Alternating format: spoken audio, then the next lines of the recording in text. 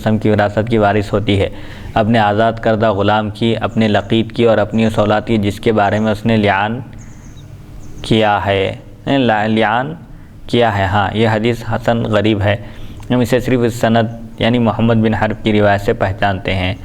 آخر الفرائض، یہاں فرائض کا بیان ختم ہوا علم میراث کا۔ اس میں کیا ہے؟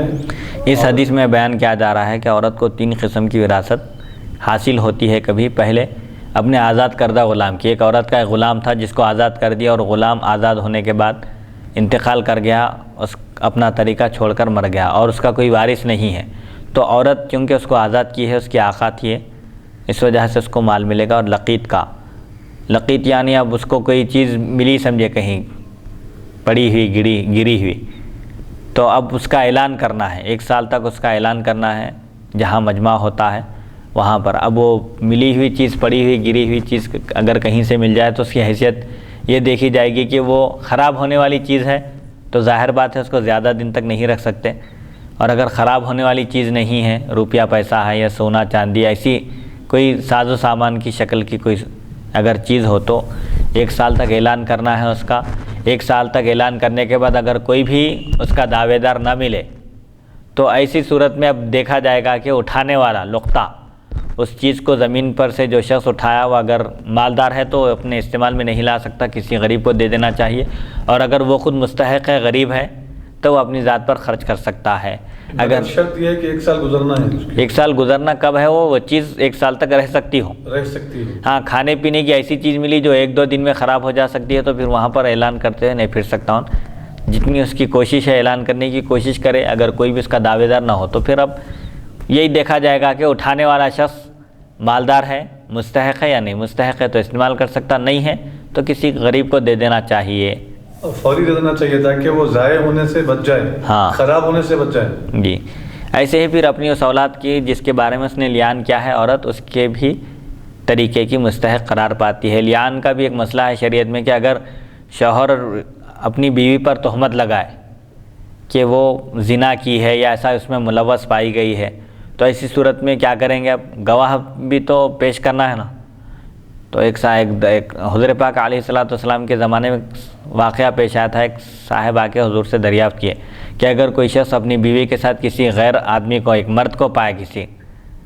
تو کیا کرنا چاہیے؟ اب خاموشی اختیار کرنا بھی خطرہ ہی ہے، لوگوں کے سامنے بولنا بھی گویا کہ اپنی بے عزتی کرنا ہے، اور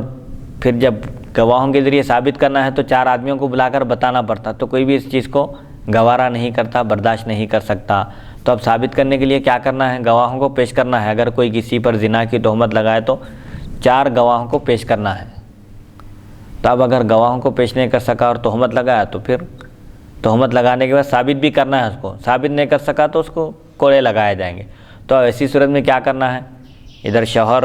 یہ اقرار کر رہا ہے، یہ کہہ رہا ہے کہ اس کی بیوی زنا میں ملوث پائی گئی اور اس کی بیوی انکار کر رہی ہے، تو لعان کریں گے اس وقت۔ شوہر قسم کھا کر کہیں گا کہ اللہ کی کہ میں اس پر جو الزام لگا رہا ہوں میں اس میں سچا ہوں، اور اگر میں اس میں جھوٹا ہوں، 5ویں مرتبہ یہ کہے گا کہ اگر میں اس میں جھوٹا ہوں تو مجھ پر اللہ کی لعنت ہو۔ بیوی بھی یہ کہے گی، 4 مرتبہ اقرار کہے اللہ کی قسم کھا کر کہے گی کہ یہ مجھ پر جو الزام لگا رہا ہے وہ جھوٹ ہے، اگر یہ اس میں سچا ہے الزام لگانے میں تو مجھ پر اللہ کا غضب نازل ہو۔ اس کے بعد پھر قاضی ان دونوں کے درمیان تفریق کر دے گا، نکاح کو ختم کر دے گا، تو اس کا نام ہے لعان۔ اگر عورت لعان کی ہے بچے کے بارے میں، یا شوہر بیوی کے بارے میں ایسا نہیں کہا لیکن یہ کہہ رہا ہے کہ اس کا جو لڑکا ہے، اس کی بیوی سے جو لڑکا تولد ہوا ہے، بیٹے کی نفی کر دے رہا اولاد کی، تو اولاد کی نفی کرنے کا مطلب بھی یہی ہوا کہ وہ بیوی پر زنا کی تہمت لگا رہا ہے، تو اس وقت لعان کیا جائے گا۔ تو بہرحال عورت کو اس کو حصہ نہیں ملے گا، نہ بیوی کو ملے گا نہ اس کے بچے کو ملے گا۔ ہاں، یہ تفصیل طلب موضوع ہے سمجھیے۔ اگر کوئی ایسے مسائل پیش آئے تو اس وقت دارالفتہ سے رجوع ہو کر بہتر ہے کہ ڈائریکٹ براہ راست مفتی صاحب سے پوچھ لیا جائے۔ اب یہ احادیث شریفہ کا خلاصہ ہم اختصار کے ساتھ بیان کرنے کی کوشش کر رہے ہیں، ہو سکتا ہے کہ اس میں بیان کرنے میں ہم سے غلطی بھی ہو، انسان ہونے کی حیثیت سے، بشر ہونے کے لحاظ سے غلطی بھی ہو سکتی ہے، اسی لیے علماء کرام سے رجوع ہو کر پوچھنا چاہیے، مفتیان اعظام سے رجوع ہو کر اپنے مسائل کو حل کرنا چاہیے۔ اللہ کے فضل و کرم سے اب آج ہم حدیث نمبر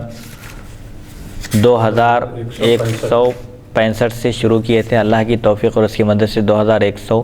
بیانوں تک پہنچ چکے ہیں اور یہ پورا فرائض کا بیان مکمل ہوا۔ اللہ تعالیٰ سے دعا ہے کہ وہ ہم کو سننے اور سنانے سے زیادہ ان احادیث شریفہ پر عمل کرنے کی توفیق عطا فرمائے۔ وصلی اللہ تعالیٰ علی خیر خلقہ سیدنا محمد و آلہ و صحبہ اجمعین والحمد للہ رب العالمین۔